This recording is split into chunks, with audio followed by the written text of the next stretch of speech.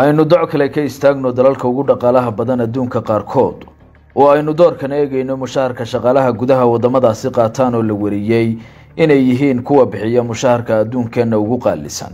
intooda badan wadamadani waa kuwa galbeedka ee dakhligooda guduhu sareeyo isla markaana leh lacagaha xoogan ee adduunka sida weyn looga ixtiraamo. aynu ka bilowno Switzerland. dalkan ku yaala bartamaha Yurub waa mid kamid ah kuwa bixiya mushaharka ugu fiican. waxa la wariyay in hay'adii Adduunka dalkan ku siin karto mushaharka ugu wanaagsan. celcelis ahaan qofka dalkan ka shaqeeyana waxa uu sanadkii qaataa $126,263 oo mushahar ah. Denmark. wadankan ku yaal waqooyiga Yurub waxa loo aqoonsan yahay mid kamid ah dalalka ugu amniga wanaagsan adduunkeena. dhaqaalihiisuna waxa uu ku tiirsan yahay ganacsiga shisheeyaha, wax soo saarka beeraha iyo kheyraadyo kale oo dabiici ah. mushaharka shakhsiga ee dalkana waxa lagu sheegay sanadkii $88,585.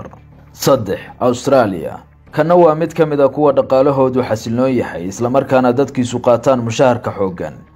sidoo kale waa xudunta shirkado waaweyn oo wax soo saar leh. dalkani sida uu qaaradu eka u yahay umadad badna waana sababta dakhliga guduhu ugu filan yahay muwaadiniinta. mushaharka shakhsiga ah ee dalkana waxa lagu sheegay sanadkii $86,675. Norway waa dalka afraad ee ugu badan marka laga hadlayo dakhliga shakhsiga ah sida laga soo xigtay IMF iyo Bangiga Adduunka. sidoo kale dalkani waa kan ugu farxadda badan adduunka sida daraasadi tabisay. mushahar sanadeedka shakhsiga ah ee Norway waxa la wariyay inuu dhan yahay $86,177.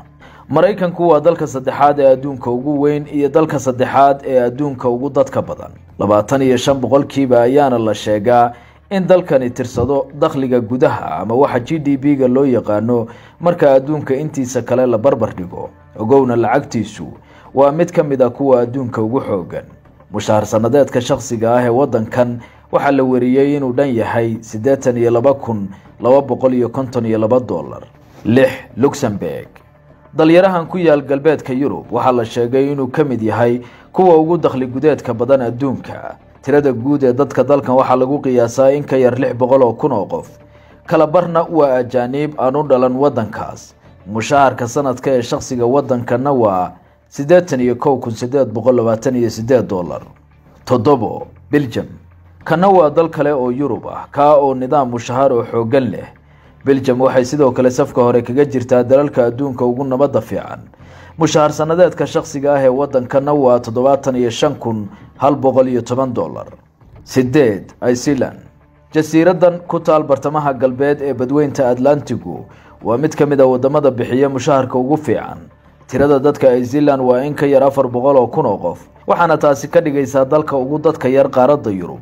waa dalka sagaalaad ee ugu horumarka fiican.